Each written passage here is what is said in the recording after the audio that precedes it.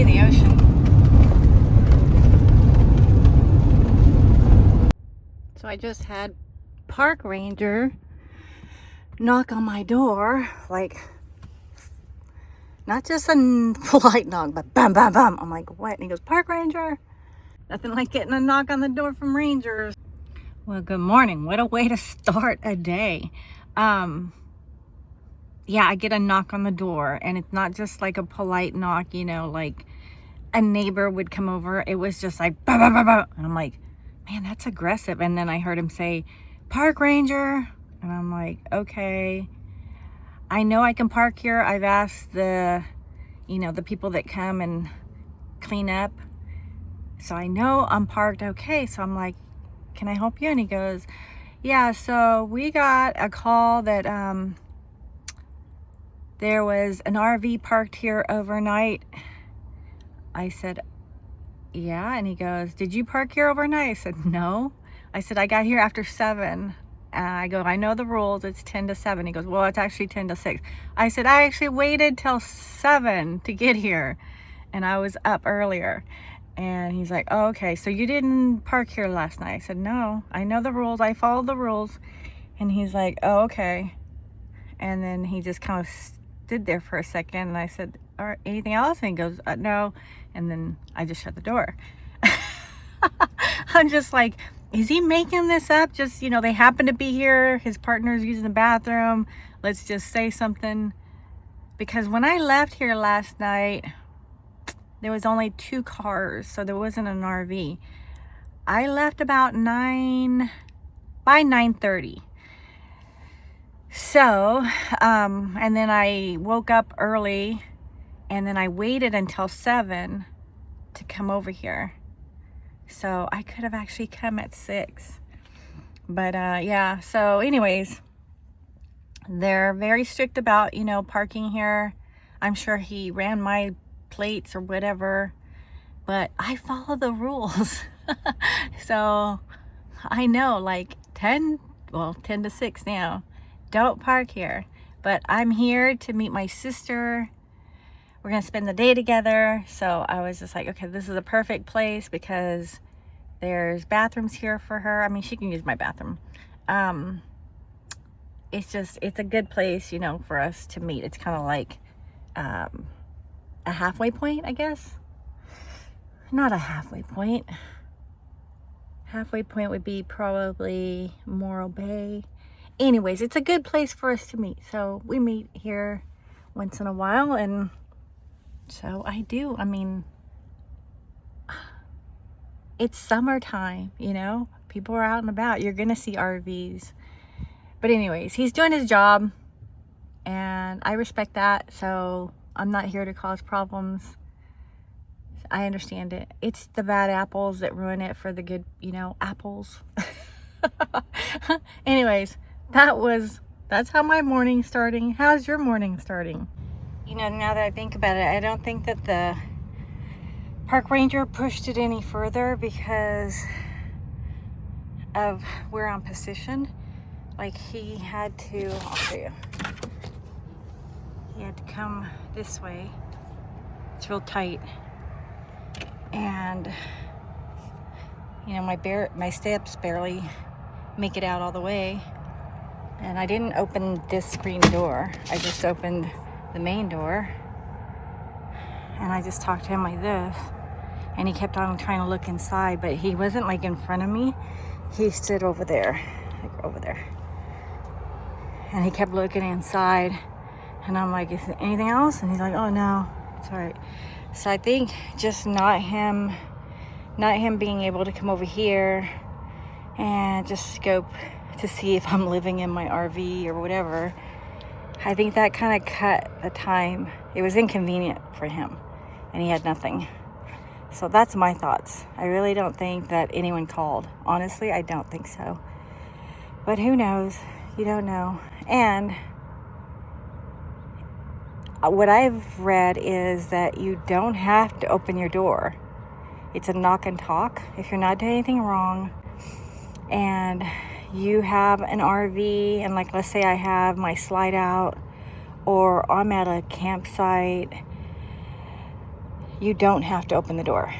It's called a knock and talk, and they're just checking on you, like a courtesy check.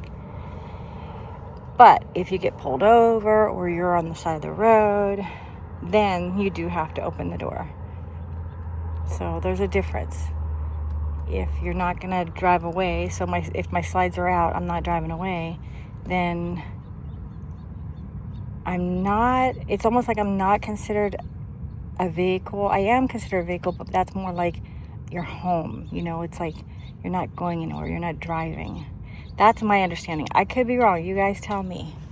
But anyways, I just think it was just inconvenient for him, and that's why he didn't hassle me. So, all right, we're gonna have a great day though. I am cooking bacon, and every time I cook bacon, it never fails. I would say 7 out of 10 times my smoke detector goes off. So I've got this new, it's a portable range hood. So I'm gonna turn it on, see if it works. There we go. All right, I was worried because you do have to plug it in, but I have this tiny portable power station. It's my smallest one. And all right, so it takes 27 watts. That's not bad. So this is gonna it's gonna suck in all the air, the fumes, the smoke, the odor. It's got a filter in here, so let's do that. This is not a review video. I'm actually gonna open up the window just to be safe, because I can see it blowing out. So what it does is it filters the air. Let's say you're cooking something that has a lot of odor, like fish. Wait, this is not a review video. This is just, you know, I'm trying it out. And then I will let you guys know how it works, how I like it. You do have this that helps. Keeps the splatter and the smoke at bay. So I will let you guys know. But right now, let's just not burn down the RV. That would be worst case. Worst nightmare. I still have the bacon that I bought at Grocery Outlet, like 2 months ago. I froze it, I put it in the freezer, and then whenever I'm ready to cook bacon again, I thaw it out. And so I'm so glad I bought all that meat and bacon back then, because it was such a steal. I have not found it again. It was just that one time. So with Grocery Outlet, you just never know. All right, let's hear the sound of bacon sizzling. Ooh, it smells so good. Okay, I'm gonna get back to cooking, and I know this fan is gonna make noise, so I won't put you guys through that. I'm gonna turn it up all the way. This is my breakfast. It's hard to believe that you can eat this and not be setting yourself up for a heart attack. But on the carnivore diet, you can have all animal products. So, eggs, bacon, cheese. I don't have bacon that often, so I don't like to have pork that often. But eggs are a perfect meal. And cheese, I keep it to a minimum. So, yeah. Let's eat. You guys want to bite? Now, you know what? Unless you're on carnivore, don't eat this. I don't want to be responsible for what happens to your health. This can't be healthy if you're adding a bunch of carbs to it. So, all right. This is for me. Bye-bye.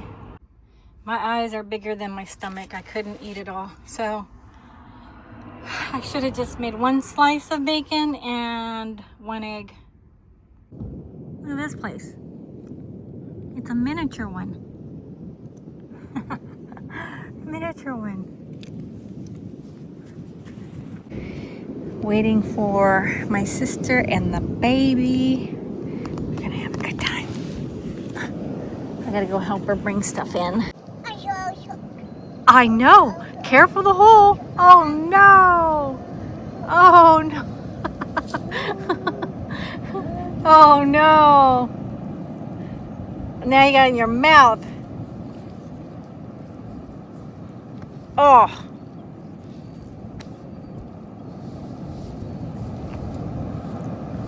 Oh, all over your face. Bentley! Bentley! Oh no! Look at your face. Don't fall, don't fall, don't fall. Bentley! Oh no! Right in the hole in your face in the sand. He doesn't care. We're the last ones here, pretty much.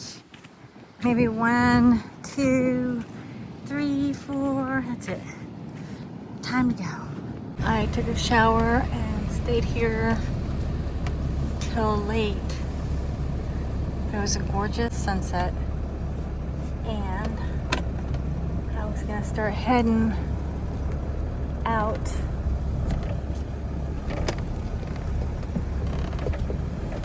But I think I'll stay the night because it's late. And then start heading towards San Diego in the morning.